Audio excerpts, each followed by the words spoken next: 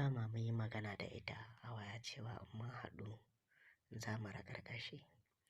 Amma kafin in gaya muku yadda muka yi, mun haɗun fa buƙata ta biya da kanta ta sallama mun kanta amma bari ku ji yadda muka yi tiryan-tiryan har zuwa lokacin da na ɗiga mata na yi mata tsoman Lipton a cikin kofin daɗinta.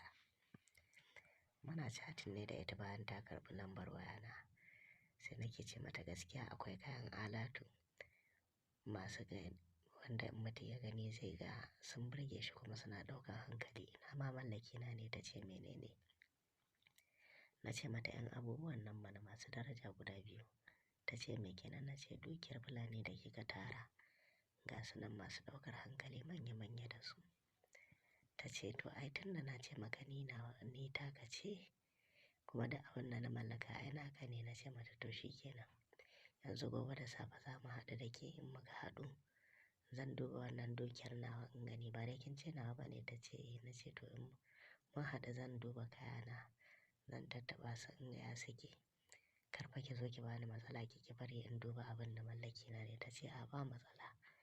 Gari na wayewa kuwa misalin ƙarfe 10 sai gashi da kanta ta kira ni ta ce min ta zo fa tana bayan gidanmu.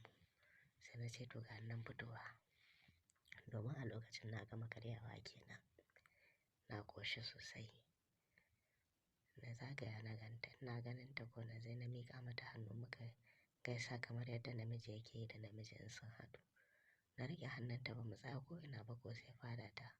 Ana zuwa na nuna mata inda za ta zauna bayan na gargama ƙofa da sakata. Ta zauna muka kalli juna sai ta sakar min murmushi ta sunkuyar da kai.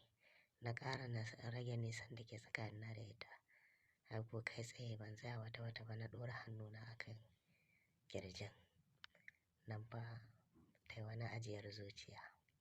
Na yi ƙoƙari na ɗan shashafa su na yi musu daɓeɓeniya. Na yi musu filasta yadda ya dace.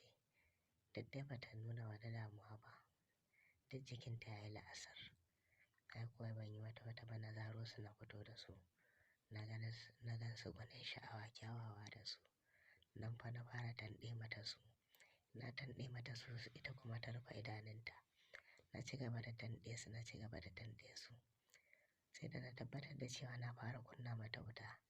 Daga ƙarshe na samu na saƙala hannuna cikin gonar daɗinta. Ai kuwa nan sai na ji raɓa ta sauka. Duk wurin ya jiƙe da danshi. Na daɗe ina wasa da yatsuna a ciki yayin da nake tanɗe mata arzikin Fulaninta. Ɗayan kuma nake lugwuiwuita shi da hannuna. Daga ƙarshe dai na samu ta sallama haka na shimfiɗa ta kuwa na saita mai kan taɓaryata. Ai kuwa nan na fara yi mata daka.